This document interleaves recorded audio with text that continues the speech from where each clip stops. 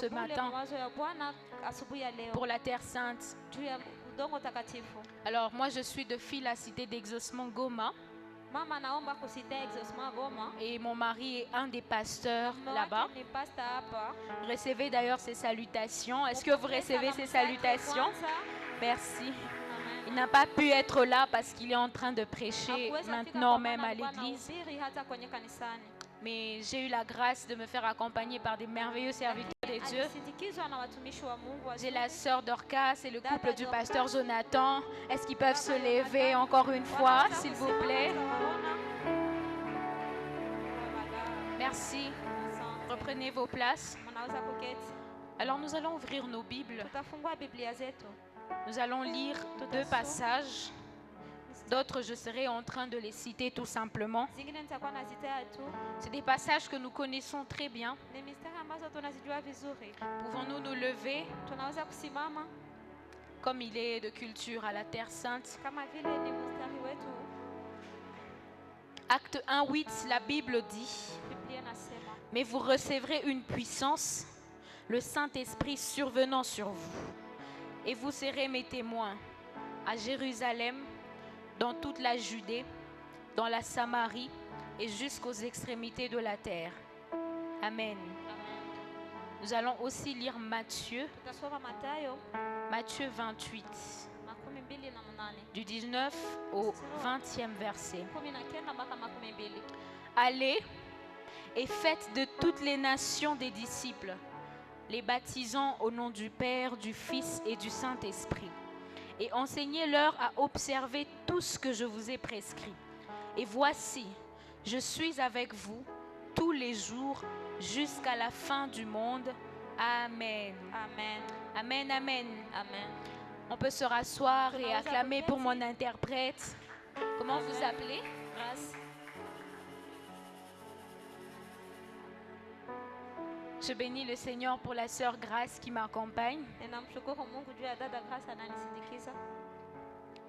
Le thème que le Seigneur a placé dans mon cœur pour la pensée de ce matin,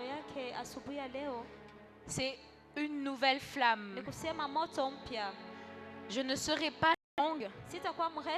Peut-être que je vais parler moins et nous allons prier plus. Bon, peut-être aussi que je vais parler plus et nous allons prier moins. Ça dépendra de l'Esprit de Dieu. Une nouvelle flamme. Une nouvelle flamme. Cette pensée, je l'ai reçue. J'ai demandé au Seigneur, mais qu'est-ce que je vais dire à la Terre Sainte Goma? J'étais ici lors du culte d'inauguration avec le prophète Ézéchiel Sankinka, lorsqu'il nous avait parlé du fondement. Qui se souvient de ce merveilleux message? Alors, je demandais au Seigneur qu'est-ce que je vais dire à une église qui à peine vient de commencer à Goma. Une église qui, je suis consciente, n'est pas tout simplement une église de plus. Mais je sais que c'est une flamme de plus préparée par Dieu afin d'impacter cette ville. Et le Seigneur m'a dit de parler d'une nouvelle flamme. Pourquoi une nouvelle flamme? Parce que nous sommes en mission. Nous sommes en mission. La mission que nous avons reçue en tant que chrétiens, nous la connaissons tous. Inutile de commencer à vous citer les missions des chrétiens. Nous savons que lorsque nous devenons disciples, nous avons pour mission de faire d'autres des disciples. Nous savons qu'en tant qu'Église Terre Sainte, nous ne devons pas nous contenter de l'effectif que nous avons ici. Nous ne devons pas nous contenter des personnes qui viennent malades et rentrent malades. Nous ne devons pas nous contenter des programmes impactants pour inviter des gens qui viennent nombreux et repartent.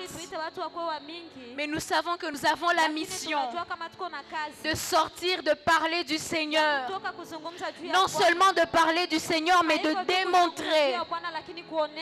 démontrer sa puissance, afin que ceux qui sont du monde viennent ici à la Terre Sainte, soient conscients de la mission qu'ils ont aussi à leur tour et se mettent à l'accomplir. Mais pour ça, il nous faut une nouvelle flamme. Je vais parler de la nouvelle flamme en tant qu'équipement que nous recevons pour accomplir la mission du Seigneur. Je parlerai de la nouvelle flamme en deux dimensions. La première, c'est la nouvelle flamme que nous recevons. Et la deuxième dimension, c'est la nouvelle flamme que nous sommes. Alléluia. Amen. La flamme, pour ceux qui voudraient que je puisse définir juste simplement, c'est une manifestation de la combustion,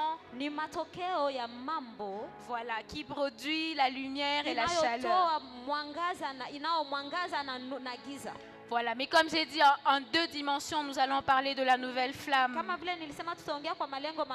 de l'équipement et de ce que nous faisons de cet équipement. Alléluia. Amen. Et d'ailleurs, dans la parole de Dieu, dans Psaume 104, le verset 4, le Seigneur dit, il a fait de ses anges un vent et de ses serviteurs des flammes de feu. Pour dire au-delà de l'équipement que nous recevons comme une nouvelle flamme, pour accomplir la mission, nous sommes une nouvelle flamme. Le Seigneur est en train de dire à ses disciples dans Matthieu, allez et faites des nations des disciples. Mais encore dans Actes, on vient le voir dire, on l'entend dire, ne quittez pas Jérusalem. Mais Seigneur, c'est quoi cette contradiction? Tu viens de nous dire d'aller, mais tu nous dis de ne pas quitter sans avoir reçu quelque chose. C'est parce que du moment où ils ont reçu l'ordre d'aller, au moment où ils se sont retrouvés à commencer à partir, il y a quelque chose qui s'est passé. Ils ont été équipés afin de rendre efficace le témoignage. Ce matin, j'aimerais rappeler à quelqu'un, nous avons besoin de l'équipement tous les jours afin d'accomplir la mission qui nous a été donnée par le Seigneur. Afin d'accomplir la mission. Jésus dans Luc 4, la Bible dit il a été rempli du Saint-Esprit. Jésus a été rempli du Saint-Esprit. Et il a été conduit dans le désert. Mais dans le même chapitre, au verset 14, on dit Jésus revêtu de l'Esprit. Il est retourné en Galilée. La différence qu'il y a, parce que je sais que je suis en train de m'adresser aux chrétiens,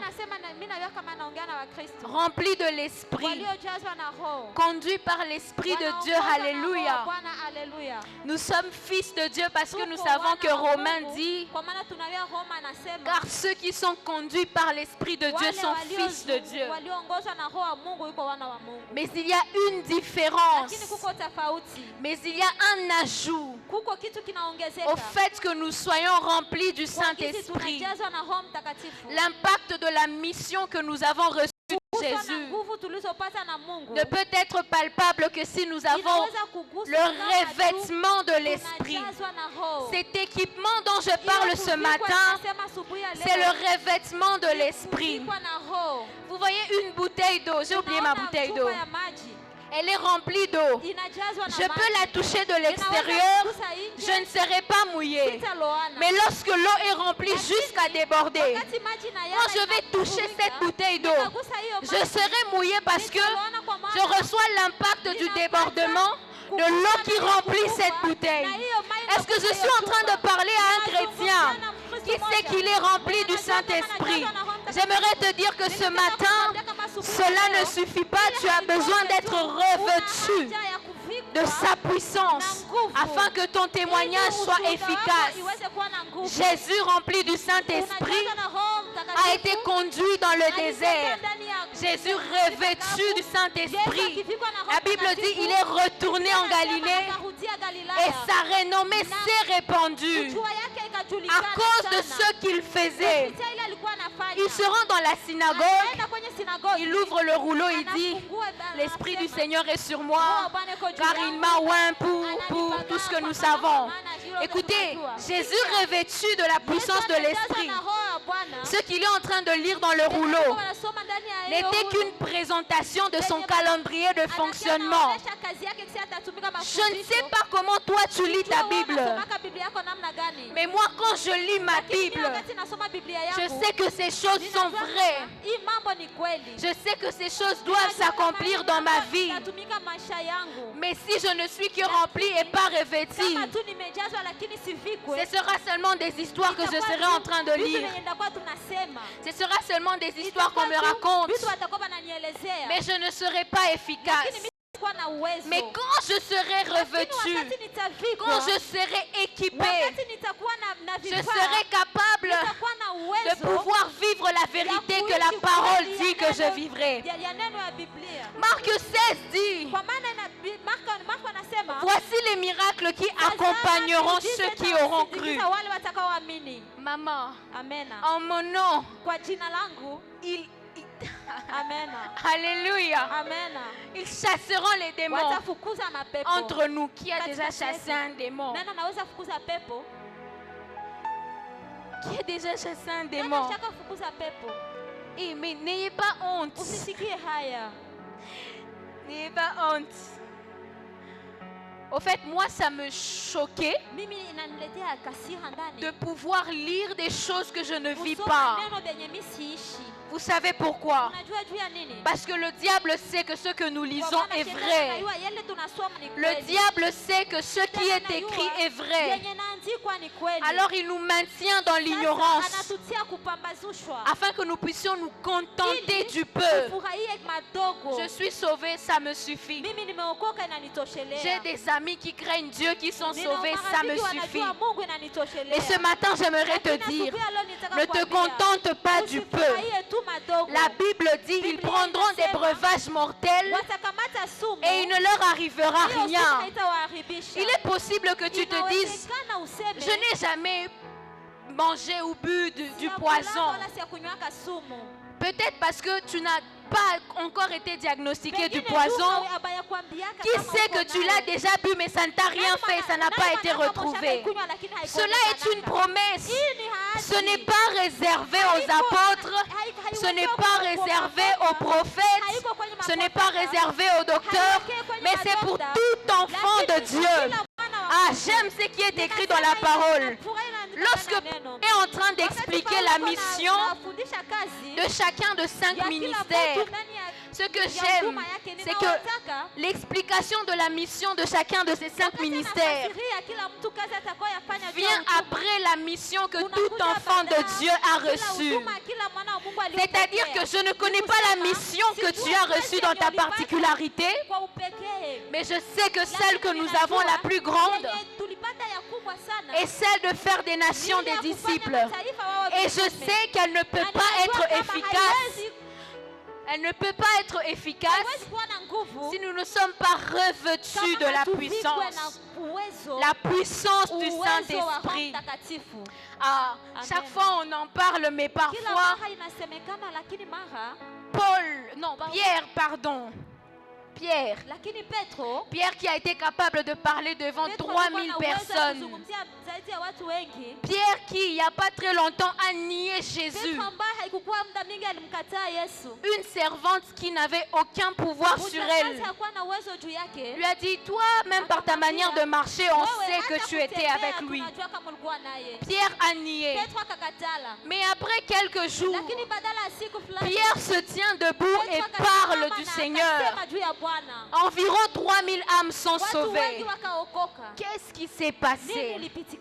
Le revêtement, l'équipement. il a reçu une nouvelle flamme qui a fait de lui une nouvelle flamme. Une chose s'est passée il y a quelques années, alors que j'étais en train de prêcher dans une école et tout. Il y a une activité qui se passait en juillet. On a prêché, et après on dit que tous ceux qui sont malades viennent devant. Ceux qui sont malades sont passés. On a même eu le courage de demander, mais de quoi vous souffrez? Celui-ci te dit, j'ai souvent des maux de tête. Donc des maladies juste terre à terre. Parmi ceux qui sont venus, il y avait une sœur. Comme c'était vers juillet, vers la fin de l'année comme ça. Quand elle s'expose au soleil, elle a des boutons sur le corps. On a dit que les malades passent devant. Elle aussi, elle est passée. C'est là qu'on se retrouve avec un cas. On se dit, pourquoi on a dit que les malades passent? Qu'est-ce qu'on va faire? Mais je me suis souvenu d'une chose. La parole dit, ils imposeront les mains aux malades et ils seront guéris. On ne faisait que faire ce que la parole disait. Au moment où la sœur passait devant, elle portait son tricot parce qu'il y avait des boutons sur son corps. On lui a dit, enlève ce tricot. Tout le monde a bien vu les boutons qu'il y avait sur son corps. On a prié pour elle. Le lendemain, pas après un mois, le lendemain, la sœur est venue, les boutons avaient séché. Les boutons avaient séché. Elle ne portait pas de tricot. Et jusqu'aujourd'hui, elle n'a plus d'allergie au soleil. Ce ne sont pas des hommes qui ont fait ça. C'est le revêtement de l'esprit sur ceux qui sont appelés à accomplir la mission. Maintenant, une folie, c'est que la même sœur, elle a commencé à servir avec nous, à évangéliser. Une fois, il y a un cas qui se produit. On nous envoie un message de SOS où on doit emmener quelqu'un, aller le soigner en dehors du pays parce qu'il est gravement malade. Elle a envoyé ça dans notre groupe. Elle a dit, je crois au-delà de l'argent qu'on peut donner, je crois qu'on peut prier pour la guérison de cette personne. Ça nous a dépassé. Mais nous, on a compris, elle, depuis qu'elle était guérie, elle avait une foi de fou. Et dans sa dimension de foi, elle était convaincue que si on allait prier pour la personne allait être guérie. Qu'est-ce qu'on a fait? On va chercher l'adresse. On a contacté le numéro qu'il fallait contacter. On est parti, on a vu la personne. Mes frères, il n'y avait rien. Le frère était alité. Il ne lui restait que sa tête, comme on dit. Il était tellement malade. Le frère ne connaissait pas Jésus. On lui a d'abord parlé de Jésus. Et on lui a dit, nous avons la foi que vous serez guéris. Mais entre nous, quand je le voyais, je me disais,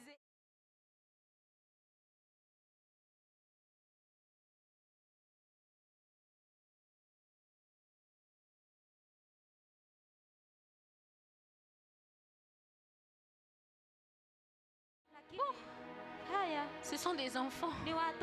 On les laisse faire. J'imagine que vous pensiez que c'était une bonne fin. Non. Le frère était mort. On a pleuré comme si on le connaissait. On n'a pas pleuré parce qu'on avait honte. On a pleuré parce que on était d'une part dans la joie, parce qu'on lui a parlé de Christ, mais d'une autre part, on a pleuré parce qu'on était conscient qu'il nous fallait plus que ce qu'on avait. On a pleuré parce qu'on était conscient que oui, on avait le courage, oui, on avait le zèle, on avait la foi. Dieu sait, ce n'est pas pour être connu qu'on l'avait fait. Mais nous, on était conscients qu'on avait besoin de plus. Mais gloire à Dieu, il est mort après avoir reçu Jésus. Alléluia. Depuis ce jour-là, je n'ai pas eu le découragement. Cette situation ne m'a pas fait croire que c'est impossible que certains cas soient guéris. Ça m'a juste fait prendre conscience que pour faire plus, j'ai besoin de plus d'équipement. Pour faire plus avec Dieu, j'ai besoin de plus d'équipement. Ce n'est pas comme ceux qui, par exemple, quand ils rencontrent des faux prophètes, vous vous rendez compte que quand vous parlez du prophétique à la personne ne croit plus au prophétique. Pourtant, elle croyait avant. Vous vous demandez, mais pourquoi vous ne croyez plus? Oh, j'ai été déçue. Maman, ce n'est pas parce que vous avez été déçus que tous déçoivent. Quelqu'un nous avait dit un jour, vous avez déjà vu un faux billet de $8? Non, $8. Qui a déjà vu un faux billet de $8? Personne, n'est-ce pas? Parce qu'il n'existe pas de vrai billet de $8. Ça veut dire que les faux existent parce que les vrais existent. Les faux miracles existent parce qu'il y a des vrais. Le faux est faux du vrai. Et à l'école, en écopole, j'avais appris que quand il y a des faux billets, on ne les déchire pas, mais on multiplie les vrais afin de pouvoir faire cesser le marché du faux. Je ne veux pas cesser de croire au prophétique parce qu'il y a des faux prophètes. Je ne veux pas cesser de croire en la guérison parce que j'ai raté une guérison.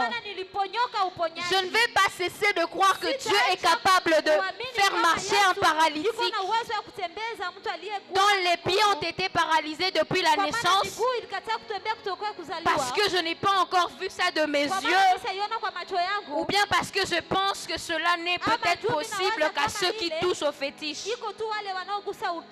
Ce que je sais, c'est que la parole dit que j'ai reçu la puissance de faire ce que Christ a fait. La Bible dit, vous savez comment Dieu a oint de Saint-Esprit et de force Jésus de Nazareth, qui allait de lieu en lieu, prophétisant et guérissant tous ceux qui étaient sous l'emprise du diable, car Dieu était avec lui. La question que je te pose ce matin, est-ce que Dieu est avec toi? Est-ce que Dieu est avec toi? Pose-toi cette question. Est-ce que Dieu est avec moi? Et si il est avec toi, qu'est-ce qu'il fait avec toi? Alléluia.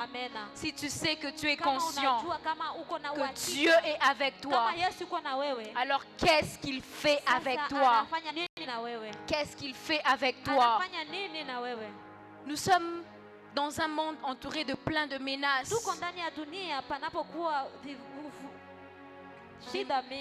Des choses qui nous empêchent de chercher pleinement ce revêtement, de chercher pleinement cet équipement afin de devenir efficace et utile pour l'œuvre. Ce qui fait que malheureusement, il y a des choses du monde que facilement nous retrouvons dans l'église. Ce message ne s'adresse pas qu'à vous. Ce message s'adresse aussi à moi. Il est impossible, en recherchant les revêtements, que j'essaye de pouvoir imiter les méthodes du monde afin de gagner les âmes à Christ. Écoutez, le but de Dieu, c'est que le monde soit transformé par Christ.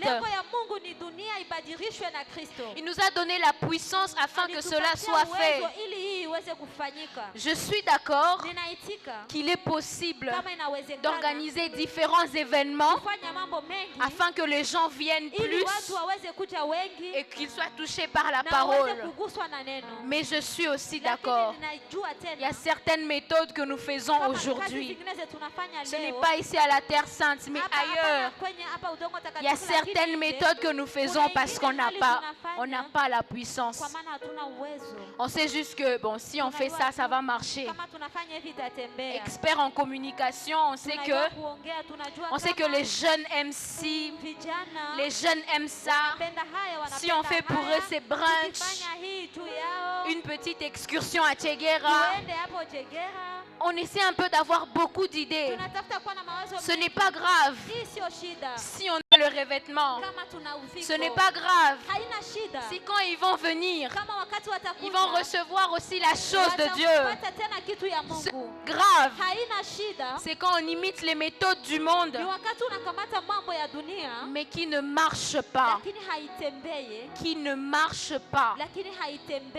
Quand nous commençons à penser qu'il faut peut-être avoir un compte TikTok, là on y sera. Beaucoup de gens sont sur TikTok, non? Quand ils vont scroller, ils vont voir. Nous aussi on est sur TikTok. Ils vont venir. Ils vont venir, c'est vrai. Ils vont remplir ici, c'est vrai. Mais s'il n'y a pas la chose de Dieu, si nous ne sommes pas suffisamment équipés, ils vont venir et rentrer tels qu'ils sont. Ils vont venir juste remplir des chaises. On va en acheter d'autres. On va louer d'autres. Parce qu'il y a plus de gens. Mais s'il n'y a pas la chose de Dieu, ceux qui viennent malades, ils vont rentrer malades. Ceux qui viennent déprimés, il y a cette chose. Parfois on dit, elle est en dépression. C'est pour ça que ces temps-ci, elle a des pensées suicidaires. Maman, tu es chrétienne. Tu es chrétien en dépression. Christ en moi. Le Saint-Esprit en moi. Mais je déprime au point d'aller à la santé mentale. Ou bien au point de penser que je ne vaux rien. Ça veut dire qu'il y a un problème. Christ en moi. Mais je vole. Je mens. Je suis impudique. Ça veut dire qu'il y a un problème. Christ en moi. Mon corps est le temple du Saint-Esprit. Je souffre. On ne sait même pas voir à l'hôpital ce qu'il y a. Aucun prophète ne vient me dire cette maladie est de la volonté de Dieu. Mais je souffre. Ça veut dire qu'il y a un problème. Frère, nous n'avons pas reçu Jésus pour endurer des problèmes, mais nous avons reçu Jésus pour devenir une solution aux problèmes du monde. Mais si nous en avons conscience, si nous avons conscience de cela, nous devons rechercher l'équipement afin de devenir une réponse aux problèmes du monde. Nous devons rechercher l'équipement afin de devenir la solution des dieux dans cette génération. Nous devons rechercher l'équipement afin de devenir un agent par lequel Dieu va passer. Le corps par lequel le Saint-Esprit va passer pour transformer et changer des vies. Pour cela, nous avons besoin de la méthode de Dieu. Nous n'avons pas besoin des méthodes humaines. David se rend là où Goliath est en train de se moquer du peuple de Dieu. Et il dit, envoyez-moi des hommes. On connaît tous très bien l'histoire. Saül propose son armure à David. David met l'armure de Saül, mais rien, il trouve que c'est trop lourd. David n'était pas expérimenté, mais il a reçu à terrasser Goliath au nom de l'Éternel. Quand je dis que nous avons besoin des méthodes de Dieu, ça veut dire dans Ephésiens 6 on dit: revêtez-vous des armes de Dieu. Nous n'avons pas d'abord besoin des méthodes du monde. Je n'ai pas besoin d'abord de copier une méthode qui a réussi dans le monde afin de l'appliquer dans l'église. Mais la méthode de Dieu pour transformer cette génération, c'est le revêtement de l'esprit. Nous avons besoin d'être revêtus. Nous avons besoin d'être revêtus pour vaincre les menaces qui nous entourent. Il y a 10 petites choses que je vais vous donner juste à titre informatif. Ça n'a rien à voir avec la Bible en fait. C'est quelque chose que j'avais trouvé une fois dans mes recherches. C'est des points stratégiques du nouvel ordre mondial. Le nouvel ordre mondial, c'est un mouvement occulte qui depuis des années se développe. Et depuis 1979, je pense, il y a une dame que l'on considère comme la mère du nouvel ordre mondial qui avait élaboré 10 stratégies. J'en parle parce que c'est des choses que j'ai remarquées, que nous voyons et nous vivons actuellement malheureusement. Le premier point, c'était de faire sortir Dieu et tous les chrétiens du système éducatif. Je ne vais pas les développer, je vais juste les citer et je vous dirai pourquoi je les ai cités. La deuxième stratégie, réduire l'autorité parentale sur les enfants. La troisième, détruire la structure familiale traditionnelle chrétienne. Quatrième, faire la promotion du sexe hors mariage.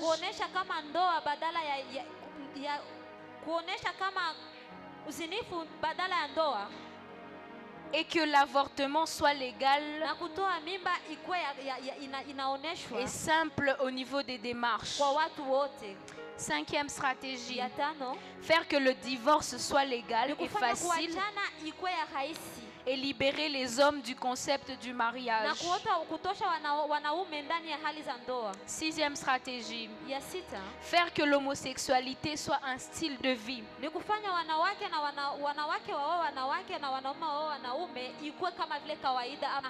Septième stratégie, avilir l'art, pervertir l'art.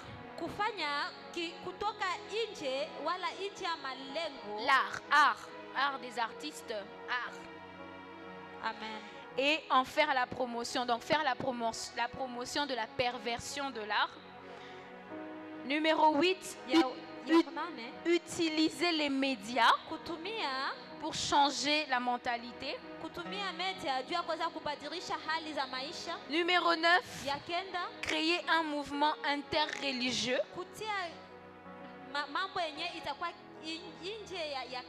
où toutes les religions se sont à l'aise. Numéro 10, obtenir l'approbation des gouvernements afin que ces lois soient applicables dans chaque pays. Ces choses que je viens de vous lire ont été élaborées il y a longtemps, quand il n'y avait pas encore l'impact des médias, mais quand il y avait des gens qui réfléchissaient et se projetaient des années après. bien sûr inspiré par le diable, afin de pouvoir étouffer la puissance de l'évangile.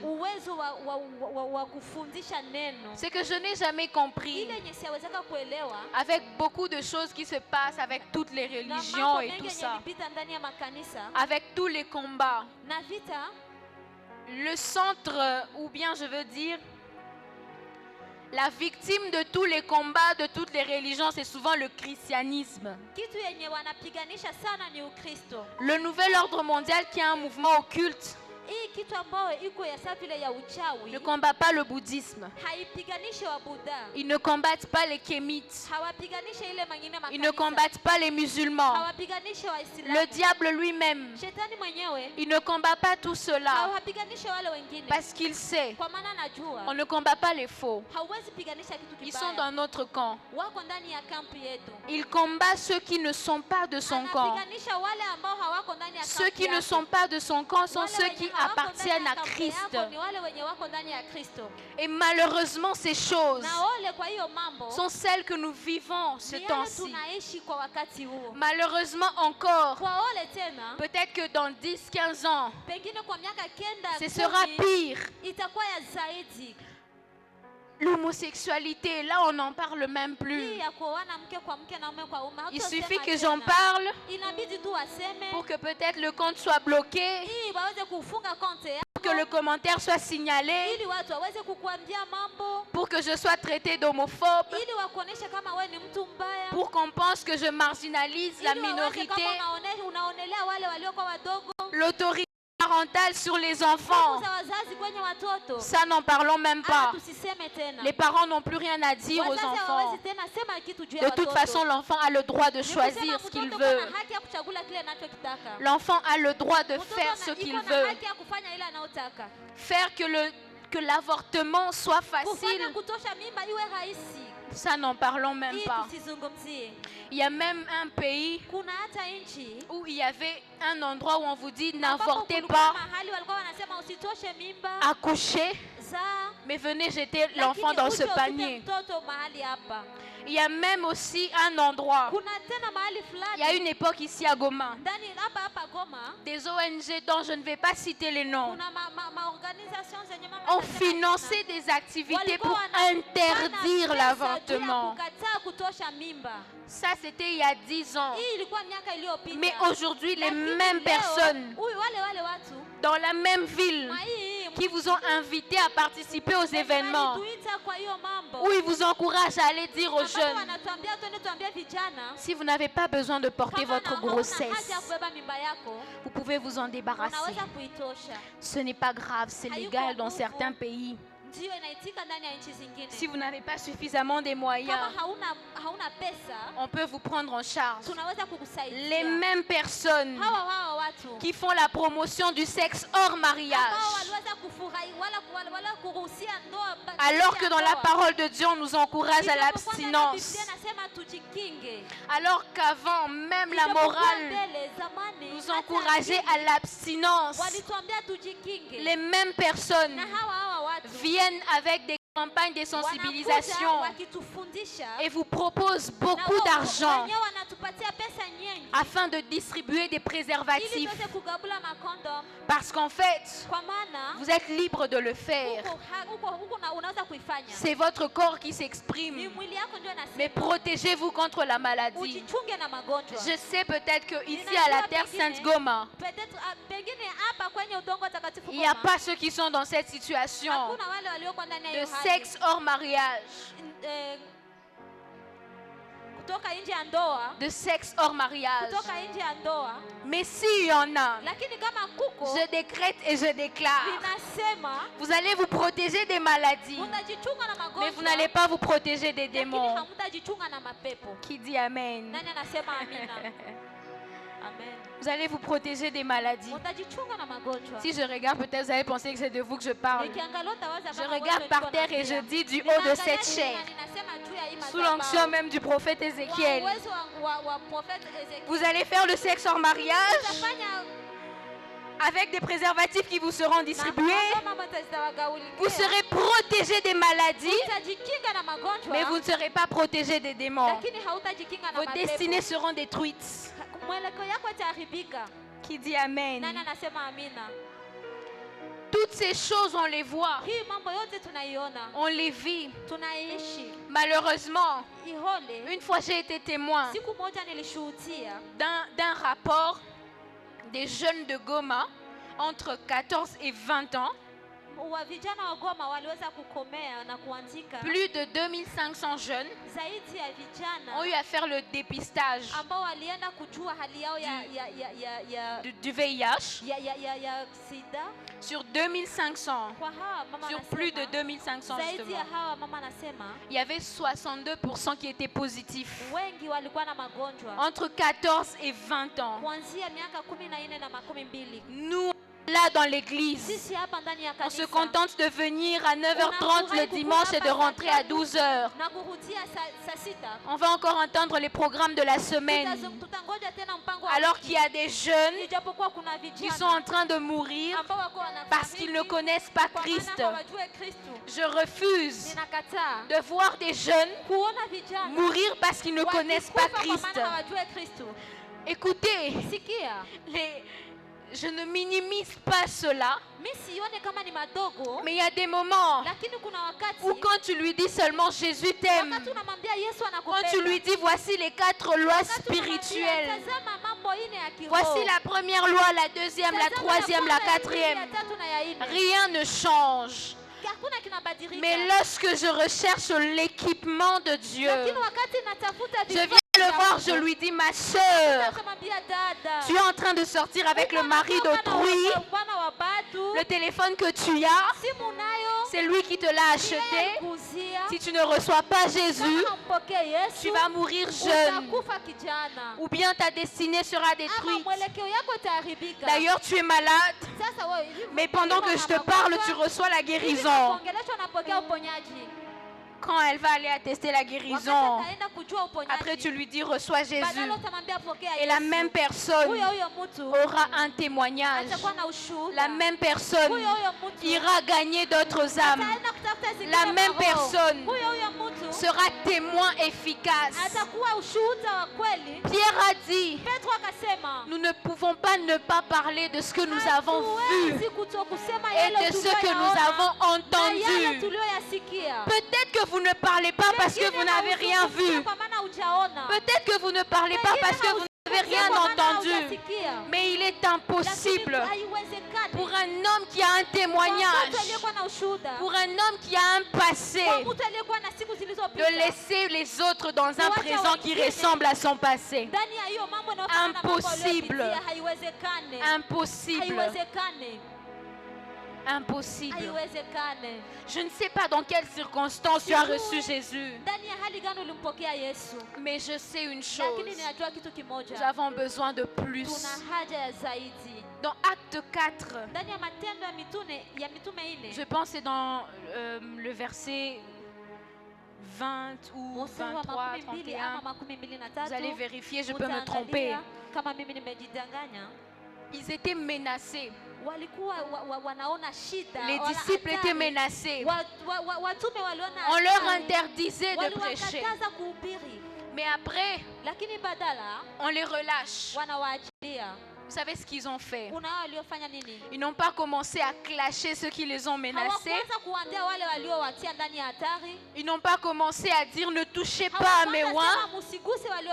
La Bible dit, ils ont élevé leur voix et ils ont prié. Ils ont dit Seigneur, vois leurs menaces. Vois leurs menaces. Parfois ce qui nous fait défaut aujourd'hui, c'est que nous ne prions pas suffisamment. La prière déclenche le nouvel équipement.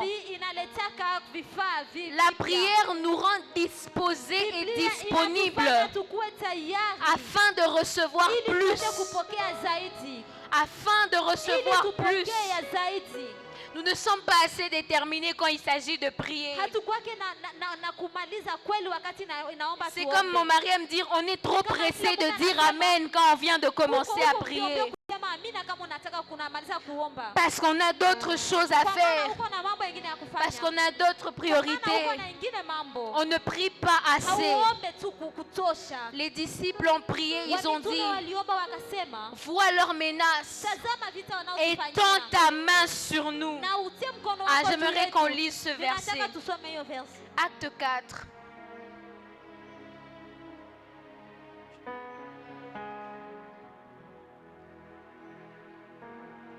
Si quelqu'un l'a trouvé,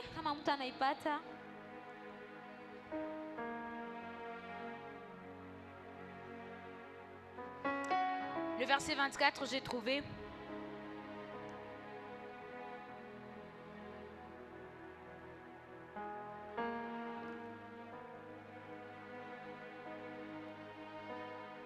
Je commence au verset 24.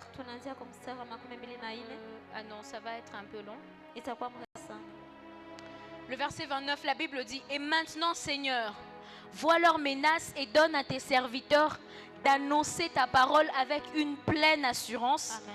En étendant ta main pour qu'il se fasse des guérisons, Amen. Des miracles et des prodiges par le nom de ton saint serviteur Jésus. Amen. » Quand ils eurent prié, le lieu où ils étaient assemblés trembla. Ils furent tous remplis du Saint-Esprit et ils annonçaient la parole de Dieu avec assurance. Amen. La prière, mes frères, la prière, elle nous rend disposés à pouvoir recevoir un nouvel équipement. Elle nous rend disponibles afin de devenir efficaces. Une chose est sûre, le problème ce n'est pas Dieu. Dieu est toujours disposé, mais c'est souvent nous qui n'avons pas le temps. Dieu, il a déjà dit et il fait quand on le lui demande. Mais nous avons d'autres priorités. Nous avons d'autres priorités. Nous avons d'autres chats à fouetter. Nous voulons faire tout, sauf ce qu'il attend de nous réellement. C'est ainsi que la vie chrétienne devient une routine. Elle devient ennuyeuse. Je vais finir avec cette pensée. Dans Matthieu 28, vers le verset 11, on retrouve une situation un peu bizarre. Lorsque Christ est ressuscité, il y avait des brigands devant la tombe parce que selon les principaux sacrificateurs, les disciples allaient passer voler le corps et ils vont dire qu'il est ressuscité. Alors ils ont placé les brigands. Mais Christ était quand même ressuscité. Les brigands sont allés dire ce qui s'est passé. Vous savez ce que les principaux sacrificateurs ont dit? Wakuani mkubwa, je pense. Ils ont donné de l'argent aux brigands en leur disant, vous direz que son corps a été volé. Vous direz que son corps a été volé. Et jusqu'au moment où cette pensée était écrite dans la Bible, Matthieu précise que cette rumeur avait été propagée jusqu'à présent. Ça veut dire que parmi les Juifs jusqu'à ce moment, il y en a qui étaient convaincus que le corps avait été volé. Parce qu'il y a des gens qui avaient été payés pour dire cela. Mais une chose que j'aime, c'est qu'il y a quelque chose que nous avons reçu pour parler et proclamer qu'il est celui qui était mort et ressuscité. Ils ont reçu l'argent pour véhiculer une fausse rumeur. Mais nous avons reçu la puissance afin de proclamer la vérité. L'argent est mesurable. L'argent peut finir. Mais la puissance que nous recevons, chaque fois que nous prions, nous la recevons. Cet argent pouvait finir. Il pouvait investir cet argent, ça va finir. Mais l'onction de Dieu, son revêtement, afin de proclamer de sa mort et de sa résurrection, Elle est immesurable. C'est à nous de rechercher cela. Nous en avons besoin.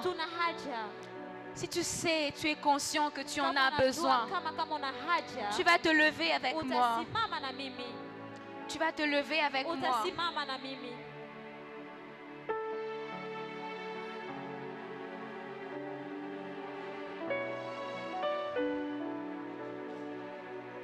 Dans la vie de quelqu'un, le Seigneur va équiper aujourd'hui. Quelqu'un sera équipé par le Seigneur aujourd'hui. Il suffit juste que tu en aies besoin. Il suffit juste que tu le lui demandes. Je ne sais pas la manière dont tu vis en ce moment, mais moi je suis fatiguée de voir des gens venir malades et rentrer malades. Moi je suis fatiguée au-delà des gens qu'on doit aller prêcher à l'extérieur. Il y a des chrétiens à qui chaque jour on doit dire abandonne ci, abandonne ça. Il y a même des gens, vous êtes ouvriers engagés, mais il y a des choses qu'on doit vous rappeler tous les jours. Quand vous êtes équipés par Dieu, il y a des choses qu'on ne vous rappelle même plus. Il y a des choses pour lesquelles vous n'avez même plus besoin que le pasteur Gédéon vous écrive. Il y a des programmes auxquels on n'a pas besoin de vous dire vous êtes en retard. Mais tout cela, vous avez besoin d'un revêtement. Nous avons besoin d'un revêtement afin de pouvoir être des flammes. Des flammes qui iront enflammer à l'extérieur. La mission que le Seigneur nous a donnée, elle ne peut avoir de l'impact qu'avec cet équipement. Quand Samson a lié les renards deux par deux, la mission qu'il avait, c'était d'aller détruire les champs des Philistins.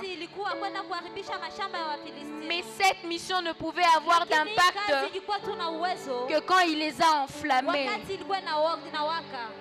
Mon frère, ma soeur, sans cette flamme, il est impossible qu'on enflamme. Sans cette flamme, il nous sera impossible d'enflammer. Sa flamme dans ton cœur, quelle dimension est-ce qu'elle a? Est-ce que c'est un jeu de lumière? Est-ce que c'est une bougie? La Bible dit vous êtes le sel de la terre et la lumière du monde. Peut-être que ta vie c'est l'arbre de Noël.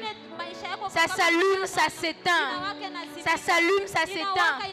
Quand on touche aux petites ampoules là, ça ne brûle même pas. Mes frères, la flamme du Saint-Esprit en nous, elle brille et elle brûle. Si sa flamme ne brûle pas l'orgueil en toi, si sa flamme ne brûle pas ton vieil homme, ça sera impossible que tu brilles dans le monde. Je ne connais pas ta situation, mais ce que je sais, c'est que Dieu a prévu ce matin, c'est qu'il va enflammer la vie de quelqu'un. Sa flamme va tuer certaines choses et elle va faire naître d'autres. Sa flamme va tuer ce qui n'est pas de lui et va faire naître sa gloire dans ta vie afin de faire de toi un témoin efficace. Je ne sais pas si tu attends que je te dise de commencer à prier, mais connaissant ta situation, commence à prier. Commence à prier. Demande à Dieu, au travers de cette flamme, qu'il brûle ce qui n'est pas de lui et qu'il fasse naître un nouvel équipement. Oui, tu peux prier, tu peux prier, tu peux prier. La pesa gulavia de tout chaque tele bloche. Pelabracho telegaya telemausa talade. Ta flamme dans ma vie. Enflamme-moi, Seigneur, enflamme-moi. Enflamme-moi, Seigneur, enflamme-moi. Enflamme-moi, enflamme-moi. Zeyandele shukele de brai. Lendele brai atete kaya de kas. Je suis disposé, Seigneur. Je suis disposé. Je suis disposé. Je suis disposé. Je suis disposé. Bella bouche l'église. Palimano chaquette les blas. Je suis disposé. Je suis disposé. Je suis disposé. Je suis disposé. Claou chaquette les blas.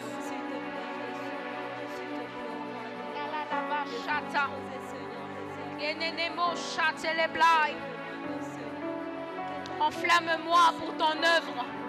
Enflamme-moi pour ton œuvre. Enflamme-moi pour ton œuvre. Afin que je sois capable d'accomplir ton œuvre de manière efficace. De manière efficace. De manière efficace. C'est la lava.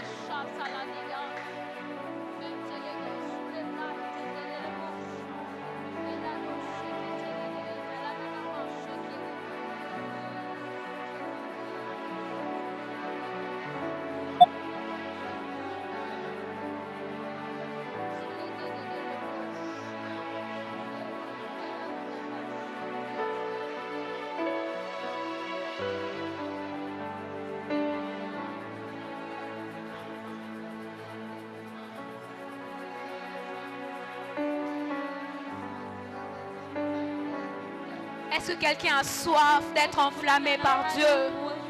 Est-ce que tu as soif d'être enflammé par Dieu? Si tu as soif d'être enflammé par Dieu, tu vas lui dire, je suis disposé. Je suis disposé. Je suis disposé. Exprime-le à Dieu. Exprime-le à Dieu. Exprime-le à Dieu. Je suis disposé.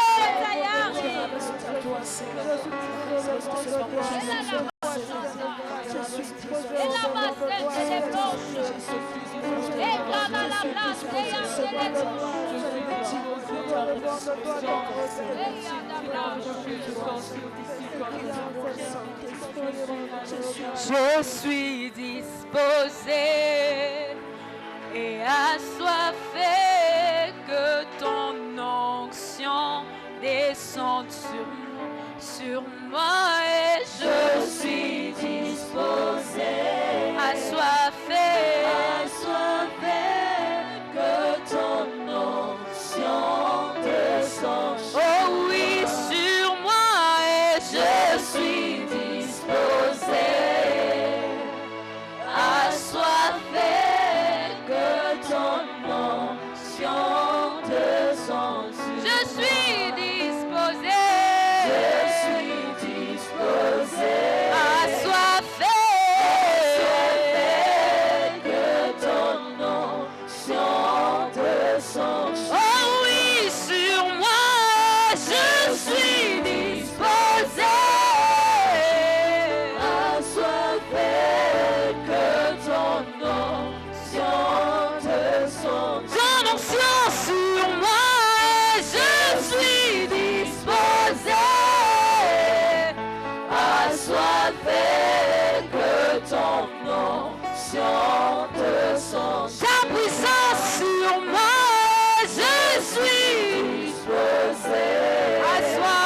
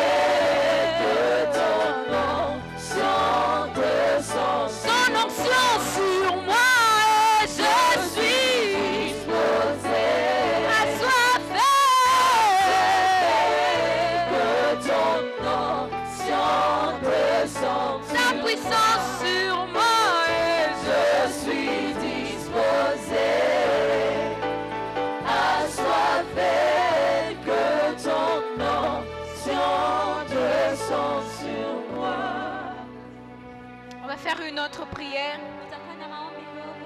Est-ce qu'il y a ceux qui sont malades ici? Si vous êtes malade, vous allez vous avancer. Rapidement. Mon temps est fini. Si vous êtes malade, avancez. Et s'il n'y a pas de malade, gloire à Dieu. Pendant que la chorale sera en train de chanter, je serai en train de prier. Vous pouvez soit chanter avec la chorale, soit prier avec moi.